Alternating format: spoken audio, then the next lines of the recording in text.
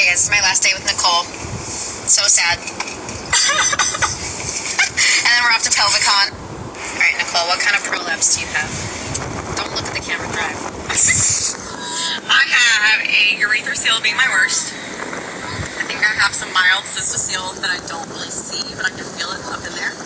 I have a mild rectocele that was a grade 2 when I first found it, but now it's more of a grade 1 and I don't ever see it. And then my cervix is dropped to about 2 knuckles in, but I don't think it really moves when I'm bearing down, so I've been told that it is a grade 1, and then I've had some tell me that it's not, so got a little bit of everything happening. Have you, and do you continue to notice healing? I have had a lot of healing. When I first found it, between like my urethra seal, which was really bad at first, and my rectocele, I kind of looked like I had like 3 bulges, and now I only see the urethra seal / like the walnut tissues dropped, and it's kind of shifted my pee hole forward. I can say that. Pee hole? Yes, you can say that. Okay, what was the question? Have you seen, or do you continue to have healing? Oh, yes. So my symptoms started gradually improving over the course of the first year. I'm currently like 2.5 years postpartum. And I would have a few setbacks here and there, but I would say now I'm like 98% asymptomatic. Every once in a while, I might feel some of the heaviness at my urethra if I do a lot with my kids and stuff. But yes, I notice a lot of improvement. My tension is pretty bad. Okay, so your tension is pretty bad. Yeah, my tension's pretty bad, so I notice the most improvement with symptoms when I'm keeping up with like my wand and doing internal releases, just because I'm one of those people who I feel like I'm constantly trying to hold it in. And I think I've kind of always been that way, and obviously I think prolapse made me more hyper-aware, so I catch myself doing it a lot. So I do have a lot of muscle tension down there, so working on that seems to really help with my symptoms. Sometimes when that flares up really, really bad, it'll cause the heaviness that I'm feeling to kind of come back, even still now. But like I said, yeah, I think working on the tension has been my biggest thing, and then obviously I really need to work on my strength. Okay, you have to guess who said this one. No question, but love my type A, Enneagram 6 twin, and proud of how far she's come. Amber! Okay, this one says, I'm early postpartum with a urethra seal and rectocele. Did you ever have pain with them? Pain, like at my urethra, yes. It felt like it was kind of tugging on the hole, like it was kind of pulling it more down and open a little bit, which was painful. Otherwise, sometimes I would get some pain along my pubic bone right inside. It would almost feel sore right there when I would sit on a hard surface. And then I think a lot of any other pain I got was like my muscles were literally so tight that was painful. Like wake me up in the middle of the night, painful, excruciating pain. I would have to like immediately do internal releases because it would get so tight. With my Which still happens to her when she gets really stressed. It does. It does. And then I text her about it the next morning. Or in the middle of the night. Yeah. The rectocele, not really. I don't remember any pain with it necessarily, but definitely with the urethra seal. Yep.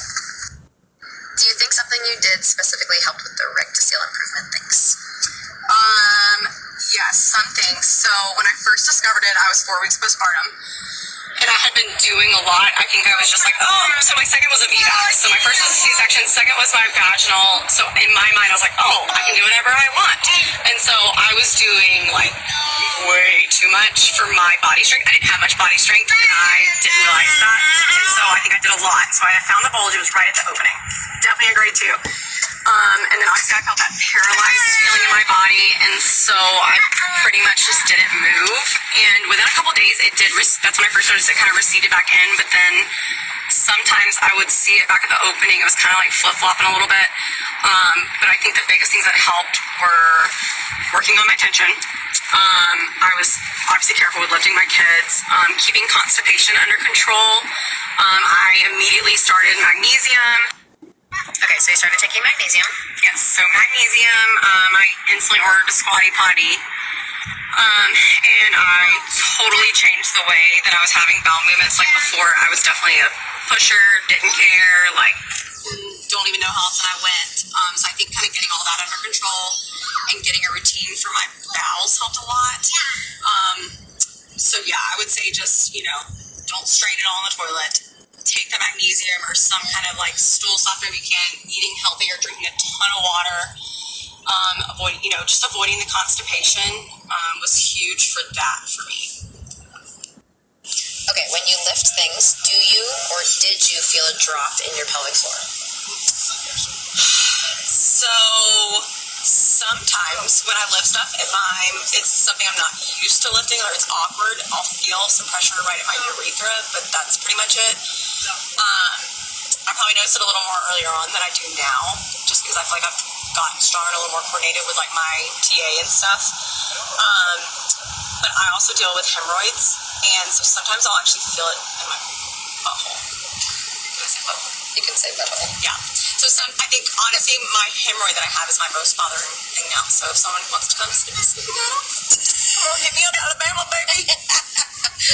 Early on for me, I would feel it going over like a speed bump. I'd feel or spitting out my toothpaste. Did that happen to you, spitting out your toothpaste?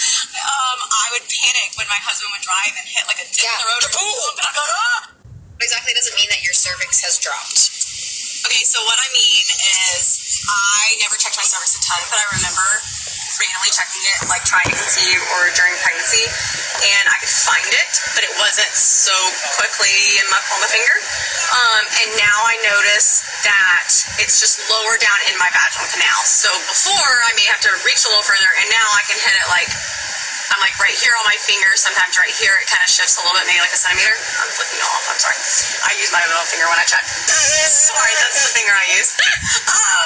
And that's what I mean. So it's just kind of dropped down in my vaginal canal a little more, so I can feel it faster when I can reach up around it some still. It's not the top of my vagina anymore.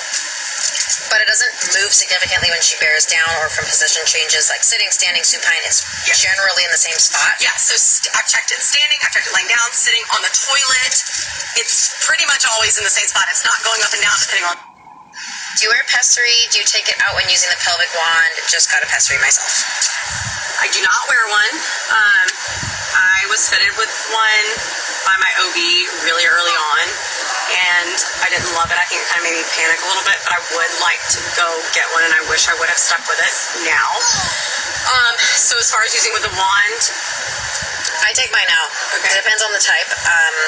It depends on what you're trying to get to with your wand. You might be able to use it at the same time, but I take mine out.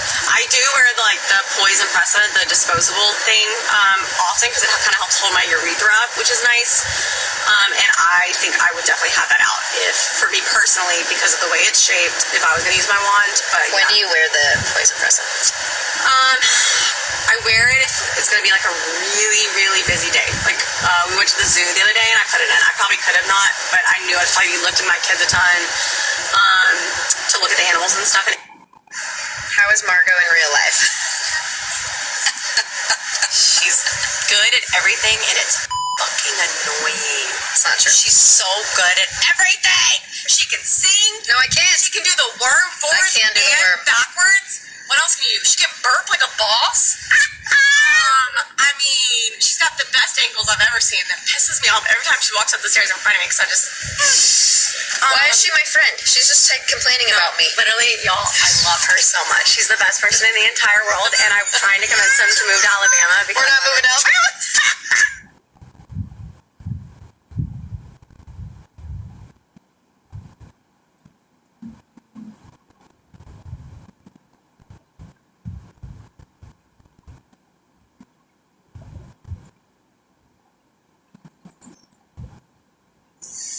Alright, so have I ever felt my prolapse move when laying down? Once I'm laying down, but with my urethra seal, when I go from sitting or standing and then lay down, sometimes I will kind of feel it move back under my pubic bone and kind of go back to where it's supposed to be. So that's kind of a weird feeling. How many times a week do you physically check your prolapse? Screw you, Lauren. I'm going to name my hemorrhoid after you now. Lauren asked her this. Lauren's like our other BFF. We're the Trinity, the Holy Trinity. Thank you, Lauren. I will stop whenever you come visit me in Alabama. Okay, but for real. I was a chronic checker, like horrendous. Maybe like 20, 25 times a day. Awful. Pull out my phone camera, mirror, like horrible checker. At 4 months postpartum, I finally decided I was going to stop. We went on vacation for a week. It was like the perfect time. I wasn't going to look. It broke the cycle for me. I didn't look again for like 4 or 5 months. Now I would say I look maybe like once every couple months. But my problem is I can't stop feeling it. So that's been a huge issue for me. It's not so much looking anymore. I just can't stop touching it, which sounds gross. Yes, I use How proper many times a hygiene. day do you touch it? Not maybe like once or twice. A day. Like shower, sometimes after a bowel movement before I wash my hands. Oh, okay. I wash my hands and then I touch it and then I wash my hands again. But I don't know why. I just can't. I just sometimes get my head still about that and want to check where things are at, and I need to break that. So, yep. Okay, so this one asks, it says I'm working on tension, and do Kegels make it work or make it worse? Yes. Kegels are not good for me. Early on, before I saw a pelvic floor physical therapist, I was doing Kegels like insane because I just thought that was what I was supposed to be doing, and I think it made everything a lot worse. Unfortunately for me, I pretty much, I would say I never ever do Kegels. Like, what's that word? By themselves. Just sitting there doing them. A la carte. No Kegels a la carte up in here, baby. Ain't happening. Okay, so help for afternoon constipation. I have a healthy morning poo, and I also drink lots of water. Okay, you are me, I am you. I have a great bowel movement every single morning, and then sometimes randomly later on, I'll have like a small urge, but it's not enough to be able to go. And then that's when the chronic checking comes in, and I'll feel my back wall, and I can feel stool there, and then that's when I panic, text Margo. And she's like, stop checking. Everyone has poo in their rectum at points. Like, it's just, that's normal, right? It's normal. I'm packing. Yeah, she's packing. She's leaving me. Sorry. So what I try to do when that happens, if the urge is not there, I try to just forget about it, ignore it. Sometimes I might just drink more water, have a cup of coffee to see if it helps. If not, I really just kind of wait till the next morning to have the good poo. Sometimes I'll just take like a magnesium that night to help move whatever's left. But yes, that happens to me, and so I really don't have like the best answer for it, but I think it's normal.